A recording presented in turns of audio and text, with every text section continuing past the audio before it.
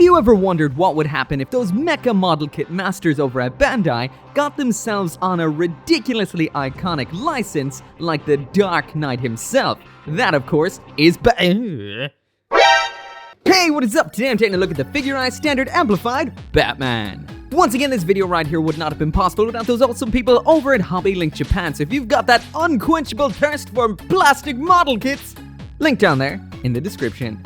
So jumping into the overview of absolutely everything that comes in this box once you build it up, and that is the figurized Batman himself, the absolutely kick-ass cape, we've got one alternate hand, as well as a batarang.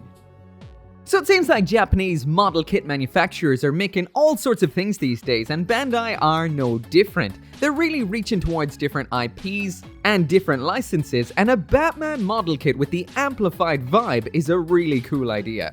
So if you don't know, there's already a line of figurized amplified Digimon kits. I think that's the only line of amplified so far. And to quote the box, figurized standard amplified is a series which amplifies the features of characters while paying respect to the original designs, and which also combines playability unique to plastic model kits. So why exactly would you go for a model kit version of Batman, specifically this one right here? Well, maybe you need a Dark Knight doling out vigilante justice to the rest of your model kits, or maybe you want to customize it or just build it up yourself. This is a fantastic kit to build.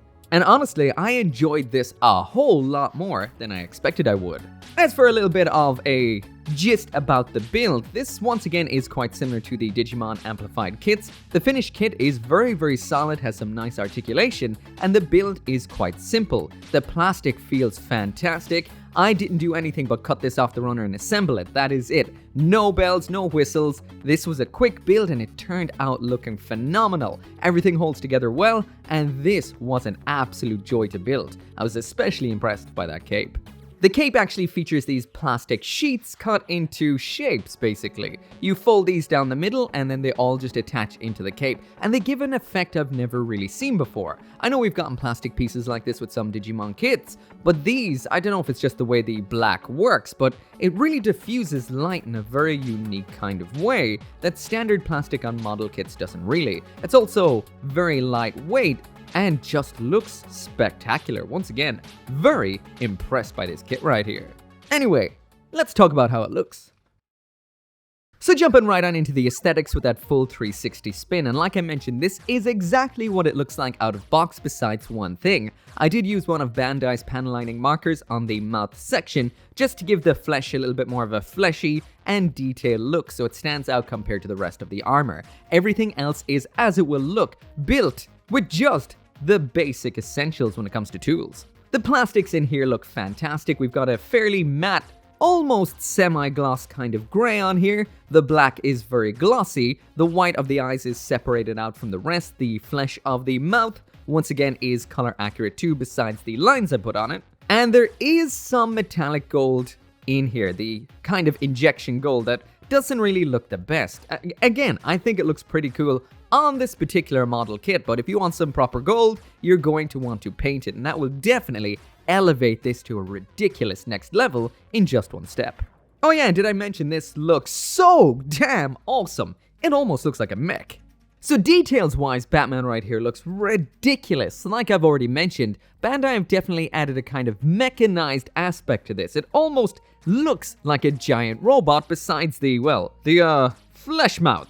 There's a whole lot of mecha-style aspects all over this. We've got venting on the legs. Some of it is color separated into the gray or black, mixed with that little bit of gold underneath, which catches the light very nicely. We've got venting up on the shoulders, which also kind of looks like a thruster kind of aspect, and those two vents in the chest really remind me of something you'd see on a Gundam, something like an Astray.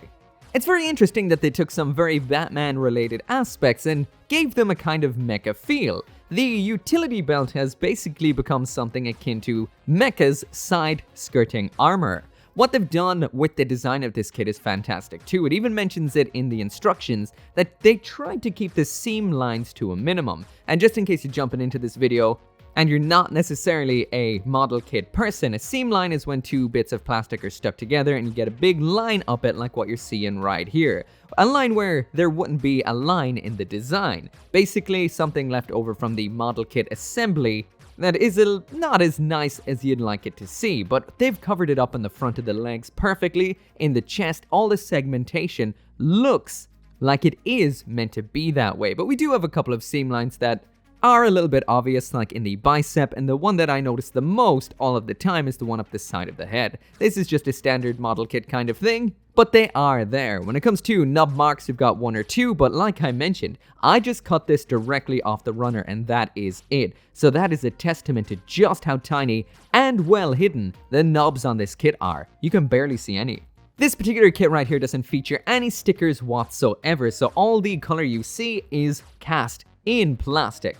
And I have to admit, once again, I am extremely impressed by this. The design is phenomenal. If you really like your really gritty mecha or armor kind of feel, you can do so much with this. Give this a nice paint job, a wash, some battle damage, and this will look dark, gritty, and badass. Personally, I've only one little gripe about this kit, and it's just a tiny personal gripe, and that's I wish they included an alternate mouthpiece that made it look like, you know, the mouth was closed. I know Batman has his mouth out all the time and that's part of his shtick, but it would be nice to have a fully armored looking helmet as well, because you don't want to be walking around with, you know, an Achilles mouth.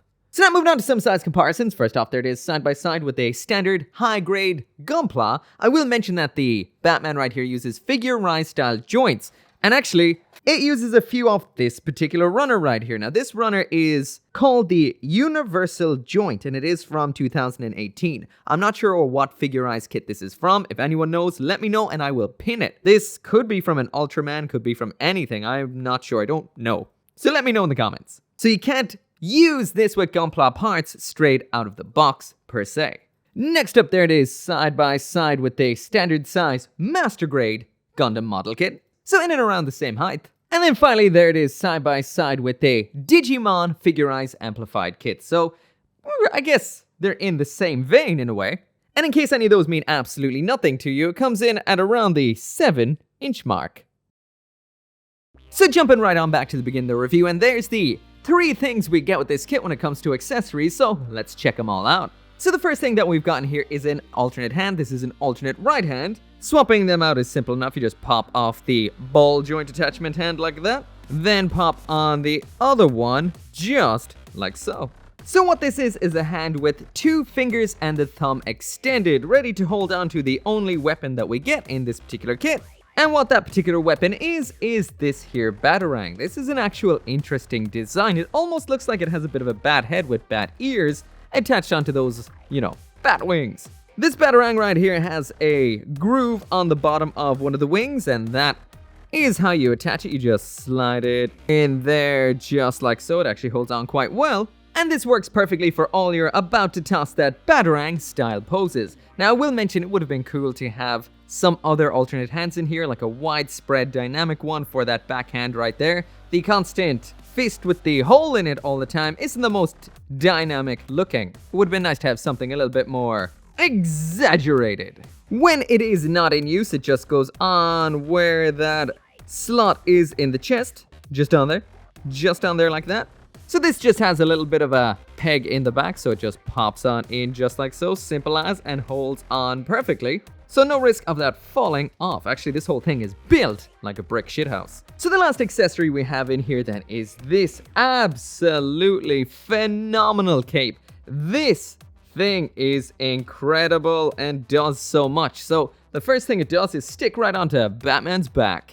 So this is quite simple. It just pops into that slot on there just like so, adding some extra kick-ass Batman bulk. So at this point I am going to stick him onto an action base just so we can get some cool poses going, and in order to do that you need to remove this little bit of a cover here to expose the hole in the butt, so Batman's butthole. Then you use this action base adapter that comes with an action base 4. At least that's what it says in the instructions, and that's what I got this one from. I don't know if it's available anywhere else. And then that can slot into an action base, and like I said, an action base 4. This is not an action base 4, but I don't know where I put my action base 4. So yeah, this is gonna have to do. So I cannot deny this cape has me thoroughly impressed. After finishing this, I played around with it for ages. It is that cool. So first off, we have 2 main points of articulation. That is up here on these wings, and on these wings right here. That's the main ones for moving it. But when it comes to these outer wings, these have 2 points, which allow them to kind of pivot at 2 separate points. So it can drop and move up like this. Actually, I think I'm feeling a 3rd point in there. So this wing up top, this larger one, has a point of pivot here and here. So that means that's 2 points of pivot. And then a ball joint up here, which gives you a whole lot of expressive movement, which is extremely impressive. Then these lower ones, these can pivot in and out like so. Depending on how you've positioned this wing, these can move up and down quite far. And then we do have a bit of out and in at the lower segment here. Not a whole lot, but just enough to change the angle a bit. So when you're posing these, you can lock this segment in here, then bring this little segment down on top here so it overlaps. Do the exact same thing on the other side, and then you end up with this right here, that iconic Batman cape silhouette. This looks so cool. It's pretty much seamless too. The way they've actually layered the wings over each other and the way they connect to each other is both simple and extremely intelligent at the same time. This looks so good. If that wasn't enough, the last thing you can do with this cape is pop off the upper, longer wing segments. Then you've got a little bit of a peg here you can slide down, a handle you can flip out. Then you can attach it into the hands by splitting the hands in half, attaching the handle into the hands, closing them up again, opening up the back of the forearm armor, and in there we've got a peg hole. So then just pop the hand in, pop the peg on the back of the wing into that hole, and now you've got yourself a big bat wing shield. We've 2 of these, and that is pretty cool. This is a very interesting use of those wings. So now moving on to the articulation, and as usual, I'm going to be working from the head down. We've got a good, decent giggity goo going on in here. There is the head all the way back and up. Really good. All the way down and to the front again. Impressive. Side to side, and we've got that little bit of side to side pivot too. The shoulders are on C-clips. They can swing up just like that. We've a lot going on inside the shoulder. It can swing in and out inside the torso there, can move up and down ever so slightly there too. We then have a ball joint inside of that, followed by the ability to move it up and down. So what that gets us in total is the arm all the way up to there, which is okay, all the way out to the front to there, all the way to the back there, and we've got the full 360-degree rotation. At the upper arm then, we've got the full spin right here. Next up, a double jointed elbow. I will mention, however, the more I actually move this joint, the more it seems to be separating inside of the arm. Now this will be, well, it'll have to be disassembled pretty much in order to put that back together. That's a bit irritating. The wrist joint then here is a standard ball joint. When it comes to the ab crunch in here, it is a ball into a socket and another ball into a socket, but this doesn't actually net us that much. And what we get is this to the front, that is all, and then there to the back. So forward, back, back. We have some rotation from there to there, but the torso is a little bit limited. Side to side crunch, quite limited too. Those utility belt side skirts are attached via a ball joint to the back, so they can move up, down, and kind of swing forward and back ever so slightly. Next up then, we've got a dropping hip joint, which allows it to drop down and move up like so. And then the kicks we get is that all the way up to the front, so not too bad. This out to the back, even better. I guess he's good in the back kicking. And then as for the splits, that's as much as we'll get. Not too limber there, Batman. Depending on how you have this angled, you've got the full spin at the upper leg, but most of the time this armor will tend to clash with the crotch there. We've got ourselves a very nice bend at the knee, so that's 2-point jointed. And actually, this section is kind of cool, the way it kind of comes away from the knee armor as it bends. Very, very nice. Getting that foot in the ground now to test what this can do. So we've got the pivot to the back and forward like this, so a little bit limited to the front, nice to the back, and the side to side is extremely limited. This actually bothers me the most about this kit. So when it comes to the articulation on the Figure-Rise Amplified Batman, we've got some excellent joints, some great joints, and a couple of joints that let us down a little bit. Just like I would have seen before with the Figure-Rise Amplified Digimon figures, the arms and the legs in general are great. It's just really the trunk that tends to let it down a little bit, but you can still eke out some good poses. If you consider that this is a super heavily armored variant of Batman, I guess you can kind of forgive that it can't do any real extreme poses, but still, all the basics are here and it looks good. So anyway, that right there is it for the review, and because this is not Gunpla, I'm not going to be actually giving this a tier ranking. I don't think that would really be fair because I don't have really a lot of experience to kind of base it against, but all I can say is I love this, and it looks phenomenal. I did not know what to expect, really.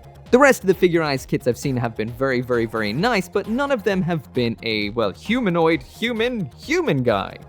And what they've done here, Bandai, what they've done is phenomenal. Sure, the articulation in some areas could be a little bit crazier, but when it comes to the overall aesthetics, this thing looks so cool. The molding is perfect, the build is perfect, it's rock solid, and it looks awesome. Get it up on a stand with that kick-ass cape, and you've got yourself one hell of a little Batman display. And if you paint this, it will look even better. And because it's a model kit, you can custom paint it whatever way that you want. Once again, thoroughly impressed by this. So if you do want one of your own, there's a link down there in the description. As always, thank you so much for watching. Make sure to come back for the next one, and I'll see you next time.